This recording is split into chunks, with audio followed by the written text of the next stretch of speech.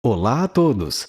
Hoje, gostaria de abordar um assunto que me incomoda profundamente, mas que não está relacionado ao Finjutsu.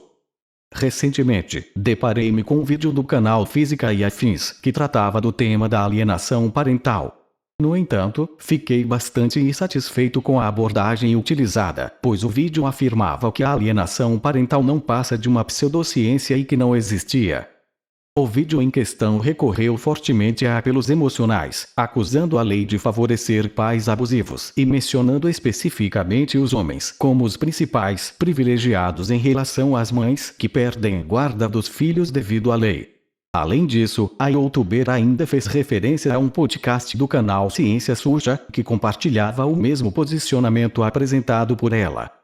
Embora eu não seja um cientista, nem possua um PhD ou formação acadêmica, sou pai. Tenho uma filha que está sendo submetida a uma lavagem cerebral por parte da mãe e da avó. De acordo com a definição, a alienação parental é a prática de interferência na formação psicológica da criança ou adolescente, promovida por um dos pais, pelos avós ou por qualquer adulto que tenha autoridade, guarda ou vigilância sobre a criança ou adolescente. O termo foi cunhado pelo psicólogo norte-americano Richard Gardner na década de 1980. Portanto, afirmar que a alienação parental é uma pseudociência e que não existe é negligenciar o fato de que um dos genitores pode manipular a mente de uma criança, como sugerido no vídeo do canal Física e Afins. Se minha ex-esposa está influenciando negativamente a imagem distorcida de mim desde agora, sobre o que estamos realmente falando? Será que a intenção da autora do canal é apenas alegar que a lei serve apenas para retratar o pai como abusador infantil e a mãe como vítima completa? Não consegui assistir ao vídeo por completo devido à minha profunda indignação.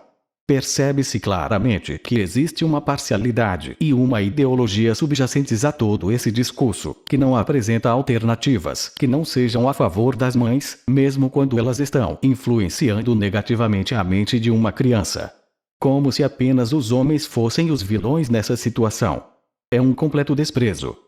O canal comete o grave erro de não trazer para a discussão pessoas que defendam a lei de alienação parental como contraponto, transformando o tema em um mero argumento de espantalho, uma falácia. Não há qualquer proposta de debate sobre o assunto, senão alarmismo e apelos emocionais. É importante abordar a afirmação de que Richard Gardner, estudioso do divórcio e da guarda de crianças, foi rotulado como pedófilo. Embora essa acusação seja levantada por alguns, é necessário separar a pessoa do seu trabalho acadêmico. É verdade que, no Brasil, é comum a vara familiar ter uma inclinação favorável às mães e que a guarda dos filhos muitas vezes é concedida a elas. Também é importante destacar que a visão de Gardner sobre a alienação parental atribui à mãe o papel de alienadora por excelência, o que pode levar a generalizações equivocadas. Embora seja comum que casos de alienação parental sejam perpetrados por genitoras que dificultam o acesso dos filhos ao pai, é fundamental reconhecer que cada situação é única e existem casos em que o pai pode ser o responsável pela alienação. Argumentar pela revogação da lei de alienação parental com base em abusos infantis é tão infundado quanto sugerir que a Lei Maria da Penha deva ser revogada devido a acusações falsas. Um exemplo disso é o caso da própria Maria da Penha, em que o ex-marido apresentou provas contraditórias, mas a imprensa preferiu omitir os fatos e manter a narrativa convencional, além de atacar veículos de mídia que divulgaram as evidências do ex-marido como falsa. Outra coisa. É interessante observar que certos grupos identitários, como o movimento feminista, atacam a reputação de Gardner, enquanto apoiam figuras questionáveis no campo da pseudociência, como John Money e Judith Butler. Seria relevante discutir por que o canal Física e Afins evita abordar essa pseudociência para não desagradar seu público politicamente correto. No entanto, é crucial destacar que a discussão sobre a alienação parental não pode ser limitada por questões políticas ou ideológicas. É imperativo abordar o tema de maneira imparcial e promover um debate aberto, que inclua diferentes perspectivas e experiências, a fim de obter uma compreensão mais abrangente do problema. É um fato inegável que a lei de alienação parental visa desfavorecer mães narcisistas e abusadoras. No entanto, é preocupante observar como essas mulheres recorrem à difamação do trabalho de Gardner como argumento para desqualificar a própria lei. Elas se agarram a casos isolados e teorias de laudos comprados, ignorando completamente o fato de que a avaliação psicológica da criança é realizada por um perito indicado pelo juiz. Além disso, é importante salientar que nem todos os pais têm recursos financeiros ou poder para manipular o sistema judicial, que geralmente tende a favorecer as mães.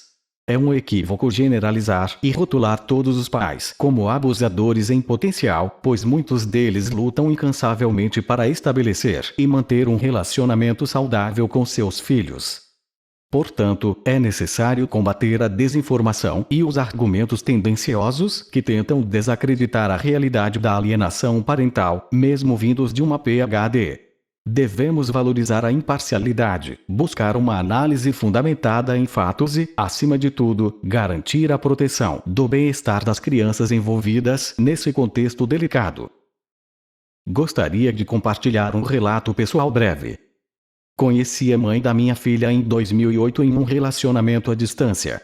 Apesar das preocupações de minha família com relação ao comportamento dela, acabei desenvolvendo uma dependência emocional. Abandonei meu emprego e fui morar com ela em seu estado, onde enfrentei um relacionamento abusivo que deixou marcas emocionais profundas. Durante esse período conturbado, tivemos uma filha, mas a genitora se aproveitou da distância para me impedir de ter qualquer contato com ela.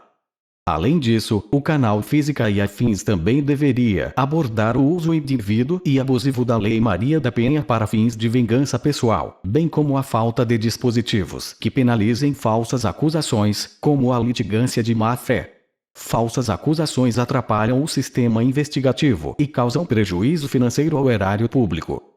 Também vale dizer que pesquisadores que abordam o tema de falsas acusações de mulheres contra homens sofrem rechaço, ameaças de morte e intimidações vindo de militâncias feministas.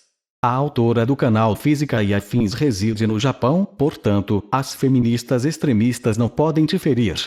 Enfim, infelizmente, acabei sendo vítima dessa lei.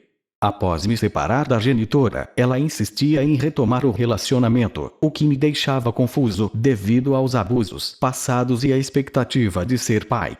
Num certo momento, ela assumiu um novo relacionamento de forma questionável, o que me levou a procurá-la para resolver questões relacionadas à nossa filha, que tinha apenas 8 meses. Mesmo indo até lá com boas intenções, acabei sendo mantido em cárcere privado pela genitora. A genitora tentou repetidamente chamar amigos para simular uma situação em que eu teria invadido a casa e não aceitado seu novo relacionamento. Ela estava tentando criar uma cena onde ela seria a vítima de um homem abusivo e inconformado. Felizmente, cada tentativa falhava com uma simples conversa, revelando a falsidade das acusações. Após meu retorno, a genitora decidiu denunciar-me na delegacia, acusando-me de tentativa de sequestro da criança e de querer fazê-la desaparecer, tudo sob a alegação da Lei Maria da Penha. Fui convocado pela delegada do meu estado e deparei-me com uma acusação absurda e sem fundamento. Como eu poderia levar uma criança de 8 meses sem documentos e sem autorização do juizado, assinada pela própria mãe que sumiu? E como eu poderia fazer a genitora desaparecer, se tudo o que eu levei foram um pacote de fraldas e presentes para neném? Eu não sei, e a mentirosa nunca explicou. Apresentei minha defesa por carta precatória e, no dia da audiência, a genitora não compareceu, pois não pôde ser localizada para a intimação. E prestem bem atenção que isso será corriqueiro. Vale ressaltar que a pensão alimentícia está sendo paga desde o nascimento da criança, mesmo enfrentando dificuldades financeiras. Jamais deixei de cumprir meu dever de pai.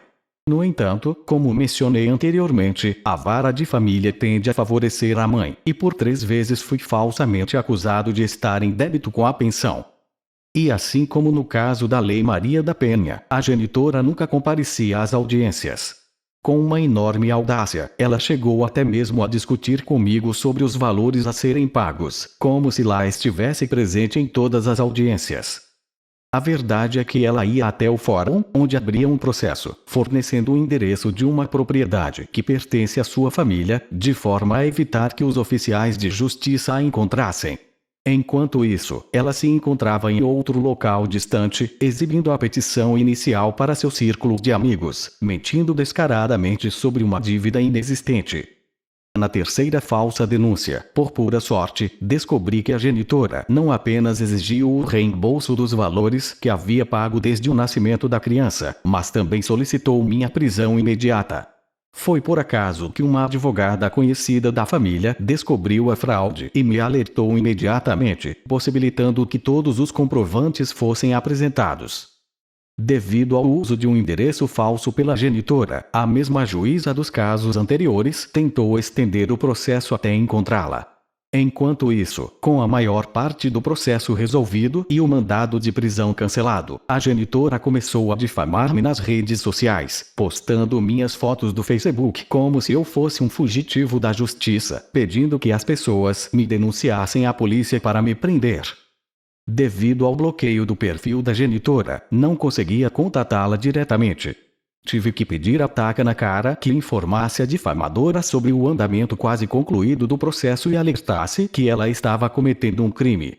No entanto, Taka optou por dar uma lição moral, afirmando que o Facebook não era o lugar apropriado para discutir pensão e que a genitora deveria buscar informações corretas no fórum. A genitora simplesmente ignorou o assunto, partindo para ataques verbais e difamações contra Taka. Para piorar, comecei a receber e-mails da genitora, com mensagens cruéis como: como você se sente sabendo que sua mãe morrerá sem conhecer a neta?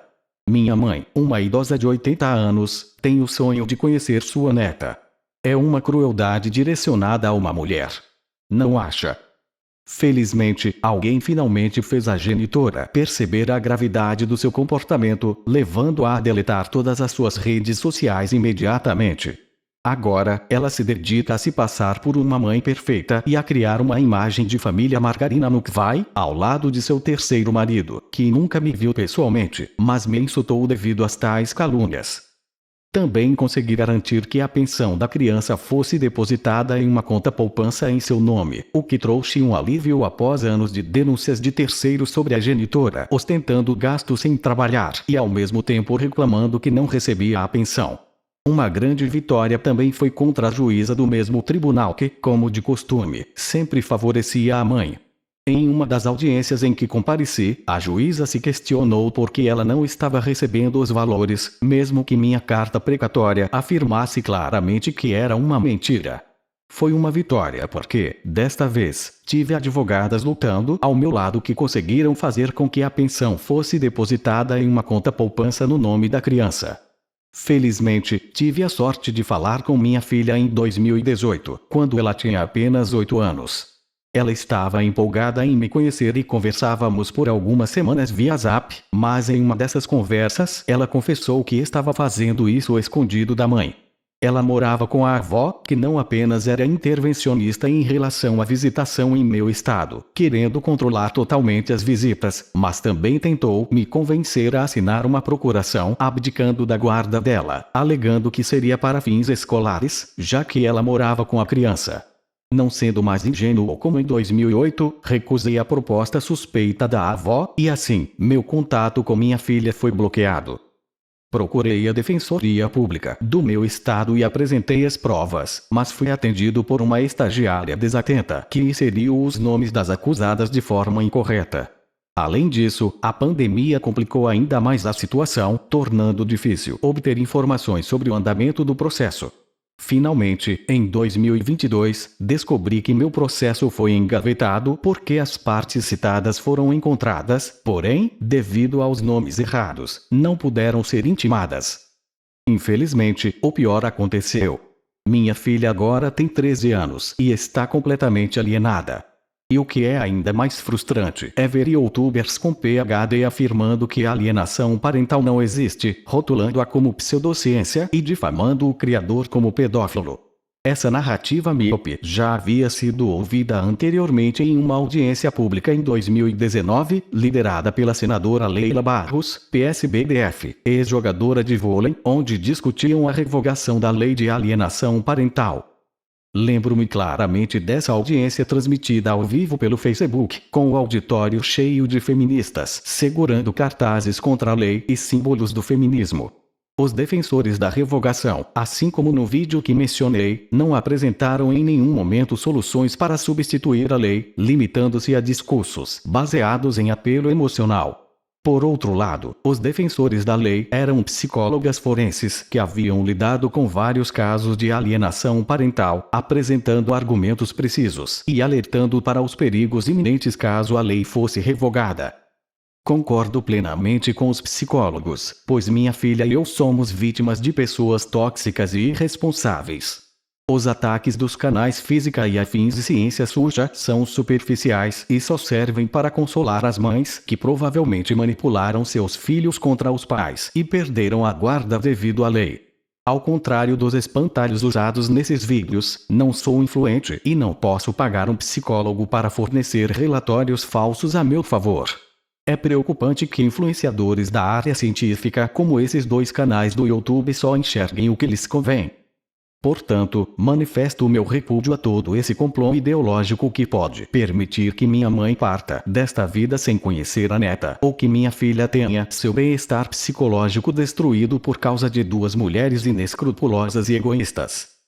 Recomendo que a Bibi Bailas, criadora do canal, em vez de menosprezar o sofrimento de pais como eu, com um simples arran nos comentários, considere fazer um trabalho honesto, discutindo o assunto de forma adequada e trazendo o outro lado para uma discussão honesta.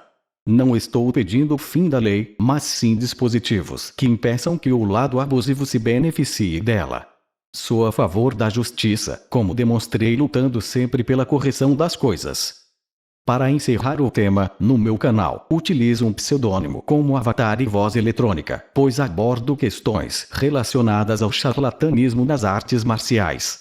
Também denunciei casos de falsos mestres que agrediam alunos e assediavam alunas, enquanto se autodenominava monge budista de um templo que nunca o reconheceu.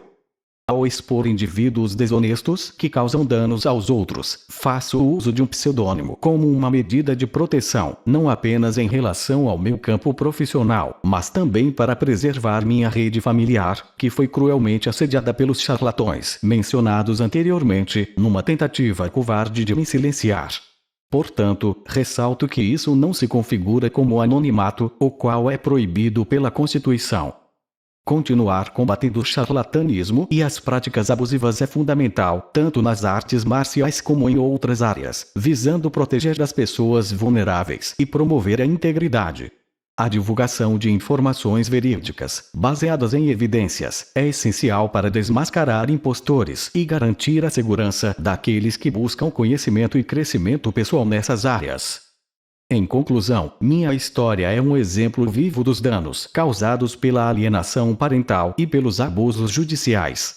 Enquanto batalho para preservar meu relacionamento com minha filha e garantir seus direitos, deparo-me com uma narrativa distorcida e prejudicial que tenta negar a existência da alienação parental, mesmo que as observações feitas por Gardner sejam amplamente reconhecidas como válidas. É essencial reconhecer que a alienação parental é uma realidade dolorosa que afeta muitas famílias. Ignorar ou desacreditar seus efeitos prejudica ainda mais as vítimas e dificulta a busca por soluções adequadas. E é fundamental que a discussão em torno desse tema seja feita de maneira justa e equilibrada, considerando as experiências de todas as partes envolvidas. Devemos buscar soluções que garantam a proteção dos direitos das crianças e dos pais, ao invés de promover agendas ideológicas que ignoram a realidade vivida por tantas famílias. Reafirmo o meu compromisso com a justiça e a busca por um sistema legal que seja verdadeiramente justo e eficiente na proteção dos direitos parentais. É necessário criar dispositivos que previnam abusos e assegurem que a lei seja aplicada de forma equânime, levando em consideração o bem-estar das crianças e a preservação dos vínculos familiares. Enquanto continuo minha jornada em busca de justiça e equidade, encorajo todos a considerarem os fatos e a ouvirem as vozes daqueles que enfrentaram a alienação parental. Somente através de um entendimento genuíno e de medidas concretas poderemos proteger os laços familiares e proporcionar um ambiente saudável para o desenvolvimento das nossas crianças. E tenho dito,